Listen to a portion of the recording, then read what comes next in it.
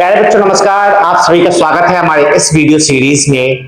तो आज की क्लास में हम लोग बात करने वाले हैं हमारे जो हिंदी का बुक है क्लास 12th का, उसका हम लोग गद्य खंड तो पढ़ लेते हैं, लेकिन जो काव्य खंड होता है जिसको पद खंड कहते हैं, उसमें भी 13 चैप्टर है और उसको किस तरीके से पढ़े।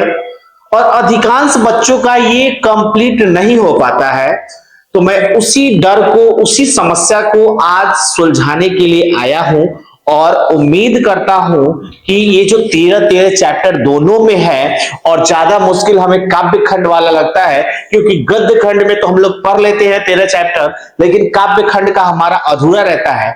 तो आपका अधूरा नहीं रहेगा अगर आप इस सेशन को देख लेते हो तो उम्मीद करते हैं कि ये सेशन आपको पसंद आएगा। तो चलिए हम लोग अपने इस सेशन की शुरुआत करते हैं।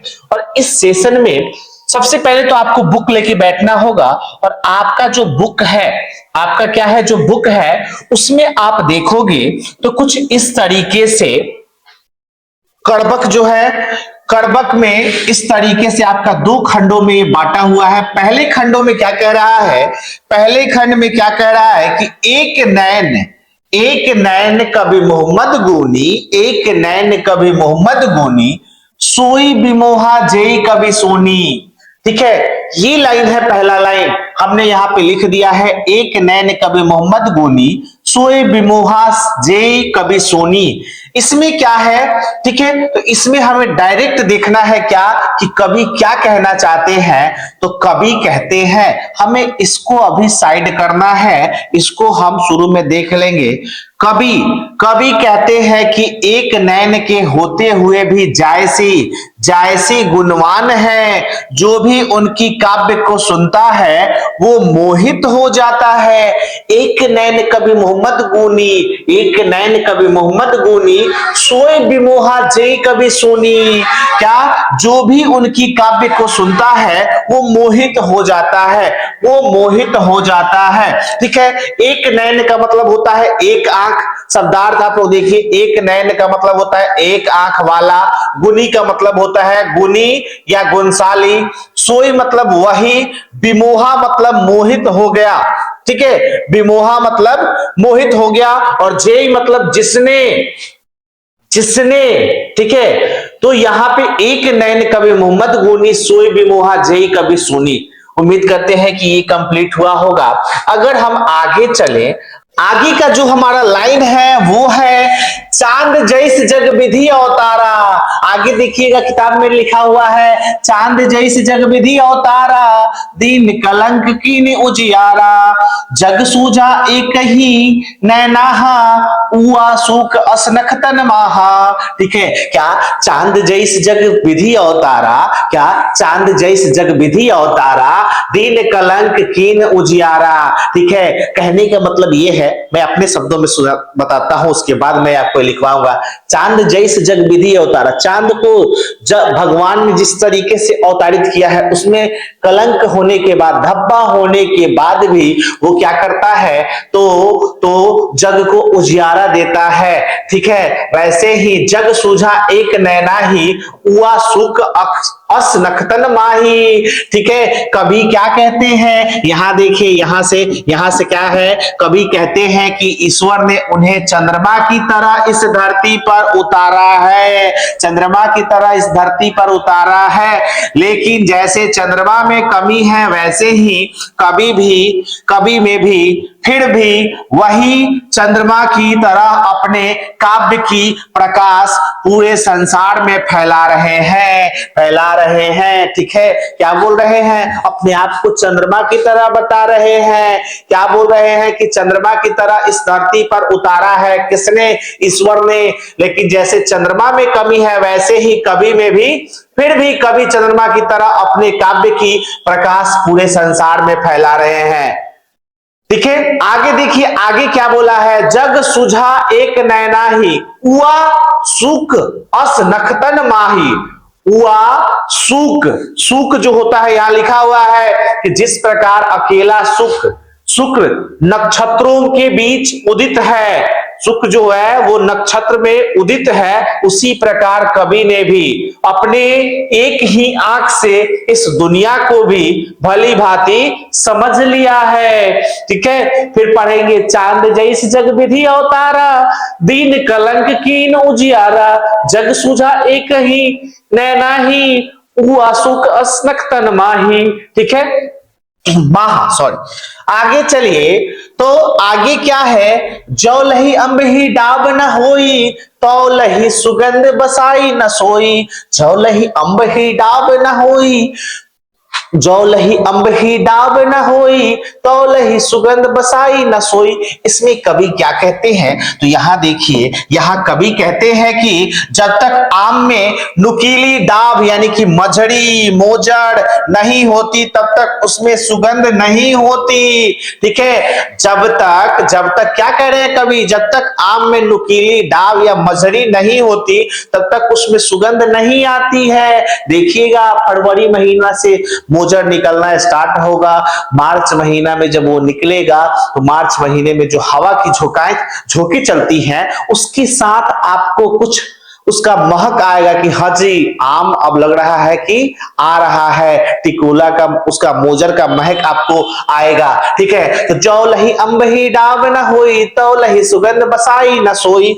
आगे देखिए, समुद्र पानी जो खारा, तो अति भय असुझ अपारा, कीन समुद्र पानी जो खारा, तो अति भय असुझ अपारा। यानी कि बोला जा रहा है, क्या बोला जा रहा है जी, तो कवि कहते हैं, यहां से ध्यान दीजिएगा, कवि कहते हैं समुद्र का पानी, ठीक है, समुद्र का पानी खारा है, इसीलिए ही वह असुझ है और अपार है, वह असुझ है अपार है।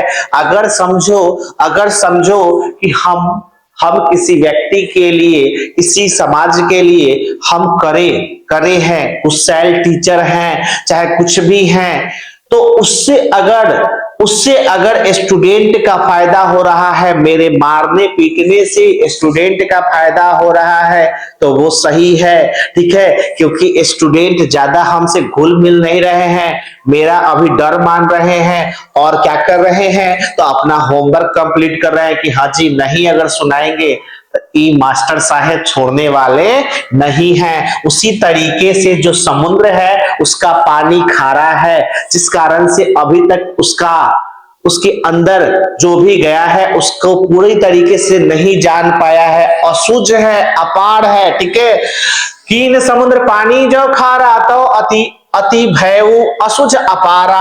आगे देखिए, आगे क्या है, जो सुमेरु त्रिशूल विनाशा, भा कंचन गिरी आग आकाशा। कवि क्या कहते हैं, तो सुमेरु पर्वत का नाम आपने सुना होगा, जिसे शंकर भगवान ने त्रिशूल चलाकर क्षतिग्रस्त किया था।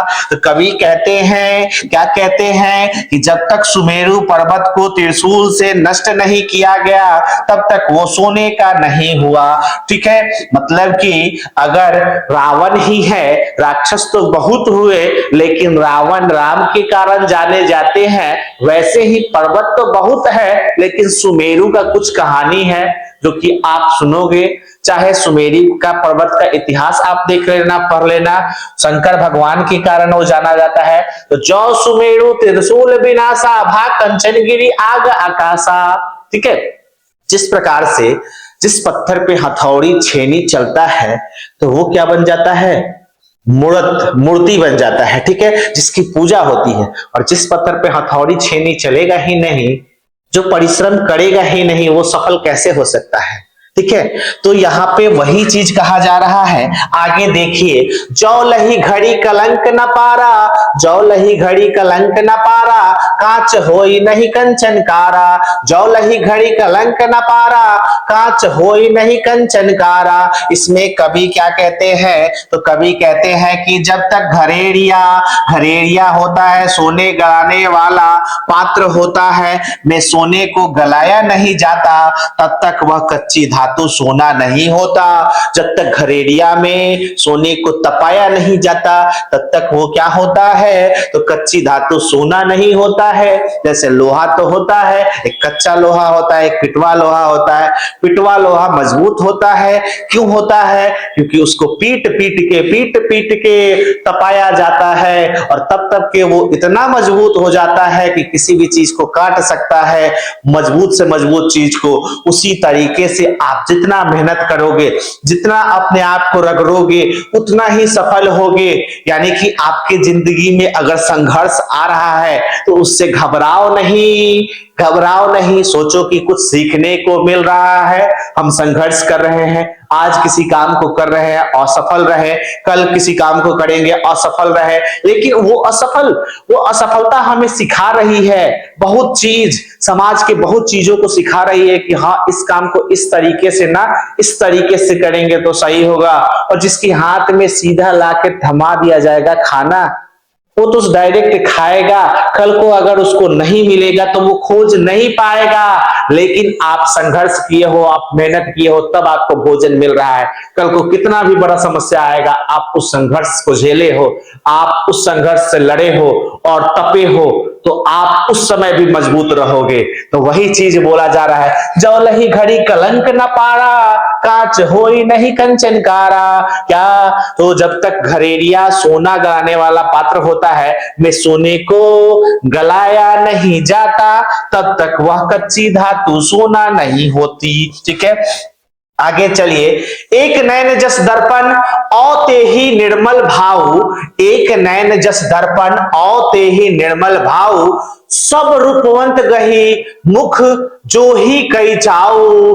क्या कहते हैं देख लेते हैं इसका क्या बोल रहे हैं। कवि कहते हैं, यहां से देखिए, कवि कहते हैं वे एक नैन के होते हुए भी दर्पण की तरह निर्मल और स्वच्छ भाव वाले हैं।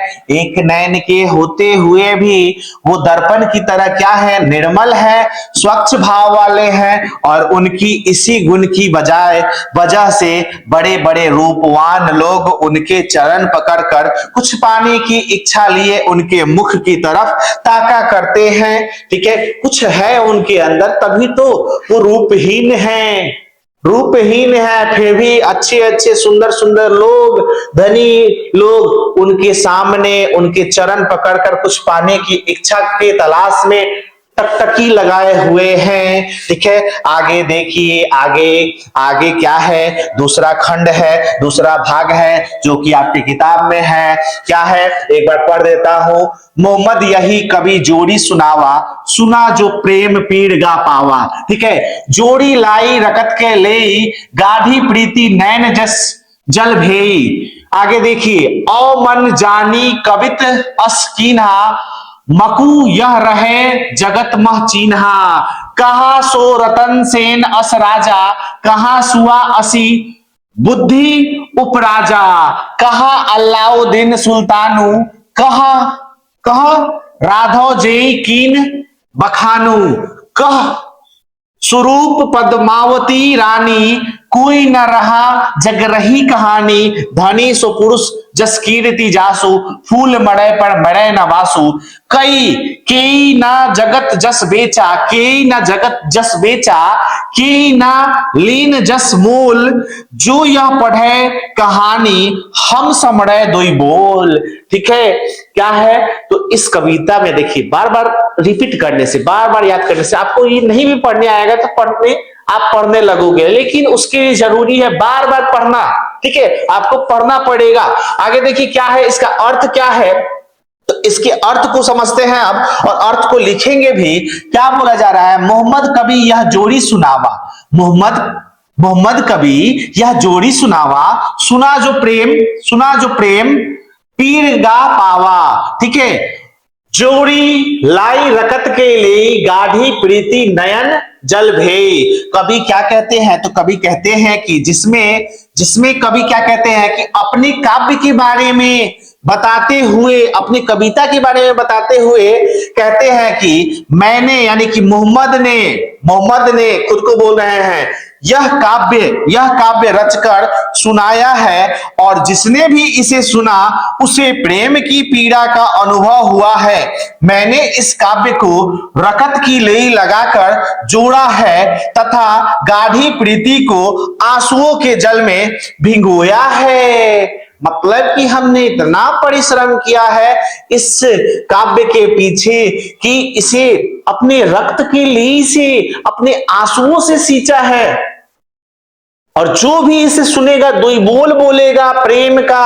आगे देखिए आगे क्या है, आगे कहा जा रहा है, ओ मन जानी कवित अस्कीन्हा, ओ मन जानी कवित अस्कीन्हा, मक यह रहे जगत मह चिन्हा। कहा सु रतन सेन अस राजा, कहा सुआ असी बुद्धि उपराजा।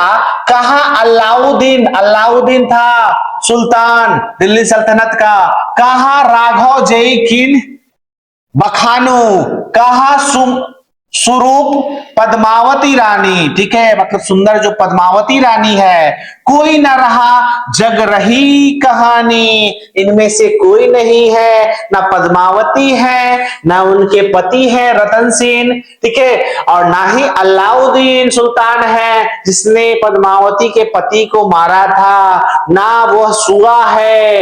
लेकिन इनकी कृति रह गई है समाज में। आज हम इनके बारे में पढ़ रहे हैं तो ये कुछ अपना कृति करके गए हुए हैं, ठीक है, कीर्ति करके गए हुए हैं। तो कवि क्या कहते हैं, कहां से लिखेंगे, तो कवि कहते हैं कि मैंने इसका काव्य ठीक है, इस काव्य की रचना यह जानकर की है कि मेरे ना रहने के बाद भी इस संसार में मेरी आखिरी निशानी यही हो। ठीक है, मैं इस कविता को इसीलिए लिख रहा हूं, क्यों? क्योंकि ना वो रतन सेन है, ना वो स्वरूप सुंदर पद्मावती है, ना वो अलाउद्दीन है, लेकिन आज उनके ना रहने के बाद भी उनकी कृति रह चुकी है। इसीलिए मैं अपने काव्य को इस तरीके से लिख रहा हूं कि मेरे ना रहने पर भी ये मेरी आखिरी निशानी रहे।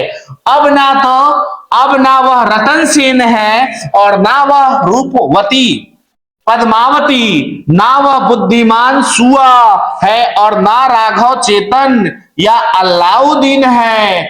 आज इनमें से कोई भी नहीं है, लेकिन यश के रूप में इनकी कहानियां रह गई है। ठीक है, इनकी कहानियां रह गई हैं। आगे चलिए, तो आगे चलिए, धनी सोई जस कीर्ति जासु, फूल मरे न बासु।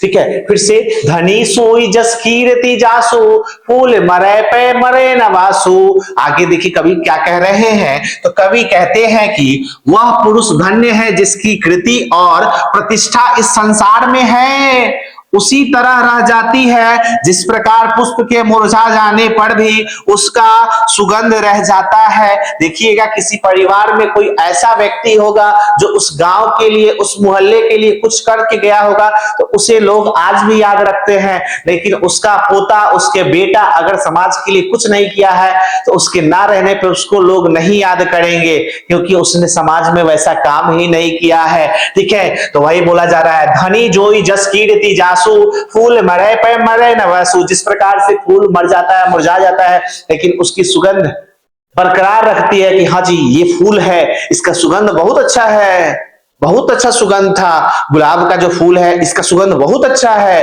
रात रानी का सुगंध बहुत अच्छा है। उसी प्रकार से धनी सोई जस कीर्ति जासु, वह व्यक्ति धन्य है जो इस जग में कीर्ति किया है, कुछ अच्छा काम किया है। ठीक है, आगे चलिए, आगे, केई ना जगत बस जस बेचा, केई ना जगत जस बेचा, जस को कोई नहीं बेचता है। ठीक है, केई ना लीन जस मोल, और कोई उस कीर्ति का मोल नहीं लगा सकता है, भले ही आपके पास करोड़ों रुपया हो। जो या पढ़ कहानी हम समझे दोई बोल। ठीक है, क्या बोल रहे हैं कवि कहते हैं कि इस संसार में यश जो होता है ना तो किसी ने बेचा है और ना ही किसी ने खरीदा है। कवि कहते हैं कि जो मेरे कलेजे के खून से रचित कहानी को पढ़ेगा वह हमें 2 शब्दों में याद रखेगा।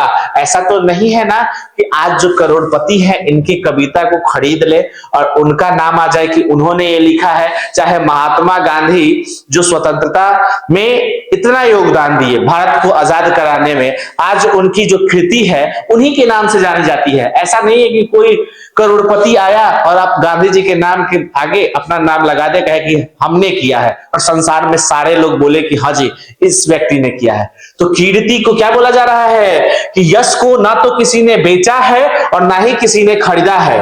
और कवि कहते हैं कि जो मेरे कलेजे के खून से रचित कहानी को पढ़ेगा, ठीक है, वह हमें 2 शब्दों में याद रखेगा कि हाँ जी इस कविता को किसने लिखा, मलिक मोहम्मद जायसी ने लिखा है। तो ये इनके द्वारा कहा गया बात है। तो उम्मीद करते हैं बच्चों कि यहां तक आपको समझ में आया होगा, यहां तक आपको समझ में आया होगा।